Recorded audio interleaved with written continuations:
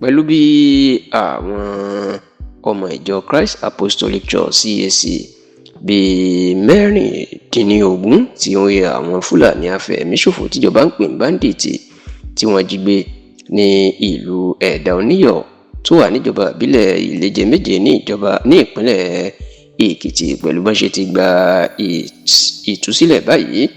Níṣe ni ẹni tó jẹ́ ààrẹ ẹgbẹ́ àwọn ọmọ ìlú Ẹ̀dà Oníyọ̀ ìyún alàgbà Rufus Ajayi ló máa ti tú àṣírí wípé yàtọ̀ sí nǹkan tí àwọn ọlọ́pàá tí wọ́n sọ wípé àwọn tí wọ́n gba ìtúsílẹ̀ lọ́wọ́ báńdíìtì náà wọn àfọwọ́ gbà wọ́n sílẹ̀ àti páwọn ni làwọn gbà wọ́n sílẹ̀ pé kò sóòótọ́ níbẹ̀ o. Tí Rufus Ajayi tó ti tú àṣírí ńlá lórí bí wọ́n ṣe gba àwọn tí wọ́n jí kó náà bí wọ́n ṣe gbà wọ́n sílẹ̀ lákàtà àwọn báńdíìtì. Ẹ rántí pé ní ọjọ́ 28 nínú oṣù kẹrin ọdún tá a wà yìí, the 28th of April 2026, ìní àwọn Fúlàní afẹ̀míṣòfò tíjọba fún lórúkọ báńdíìtì ẹ̀wọ̀n ìyàwó ìlú Ẹ̀dà Oníyọ̀ lásìkò tí àwọn ìjọ CAC kan tó ń ṣe ìsọjí ìta gbangba tó sì jẹ́ pé níṣe ni wọ́n ṣínà bábúlẹ̀. Kódà pásítọ̀ táwọn ìjọ CAC náà pè láti wá ṣe ìsọjí fún wọn láti ìlú Ìpẹ́tùmọdù ní ìpínlẹ̀ Ọ̀ṣun, níṣe ni wọ́n máa pa bàbá náà ní ìpakúpa tí wọ́n sì jí àwọn olùjọ́sìn 16 èèyàn 16 worshippers tí wọ́n jí wọn gbé wọnú igbó lọ. Ṣùgbọ́n lọ́jọ́ àbámẹ́ta tí ṣe sátidé ọ̀sẹ̀ tó kọjá lásìkò tó pé ọjọ́ 67 days gẹ́rẹ́gẹ́ ìní àwọn tí wọ́n jí kó yìí máa gba ìtúsílẹ̀. Ṣùgbọ́n mà ṣe ni láàánú wípé wọ́n ní ẹnìkan ó ti kú sí àkàtà àwọn oníṣẹ́ ibi náà kan tó rí wọn gbà jáde.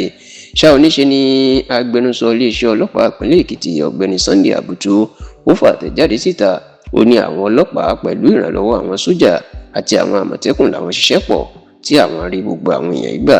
Ṣùgbọ́n ìgbà tó ń sọ̀rọ̀ alàgbà Rufus Ajayi tó jẹ́ ààrẹ ẹgbẹ́ àwọn ọmọ Ẹ̀dà Oníyọ̀ ní irọ́ ni o. Ó lé gbogbo àwọn aráàlú ló dá tọ́rọ́ kọ́bọ̀ jọ, ẹni tó ní 1,000 náírà, ẹni tó ní 2,000 náírà, ẹni tó ní 500 náírà. Ó ní báwọn ṣe dá jọ lé ní tere èjì tere rèé tó wó fi pé nítorí pé àwọn báńdíìtì náà òbítíbitì owó ni wọ́n béèrè.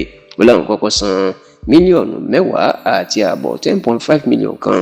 Oníléṣe ni àwọn báńdíìtì náà tó yarí lójijì pé 100 mílíọ̀nù náírà 100 mílíọ̀nù làwọn yóò gbà.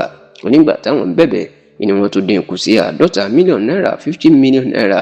Rufus Ajayi ní nígbà táwọn ẹni náà rí páwọn aráàlú ń dáwó nítorí pé wọ́n rò pé ìjọba ni ó sanwó, iná padà di owó kù tán ní káwọn lọ wá mílíọ̀nù 15 náírà wá tó sì ní mílíọ̀nù 15 náírà ni làwọn padà san àti àpò báàgì ráìsì 5, ọ̀pọ̀lọpọ̀ búrẹ́dì, ohun jíjẹ Indomie àti àwọn nǹkan jíjẹ míì pẹ̀lú epo pẹntiróòlù 150 lítà 150 litres ni làwọn kó fún àwọn afẹ̀míṣòfò náà tí wọ́n fi àwọn tó jí gbé sílẹ̀ tó sì ní inú igbó kìjikìji kan ní ìpínlẹ̀ Kogi làwọn ti lọ rí wọn gbà.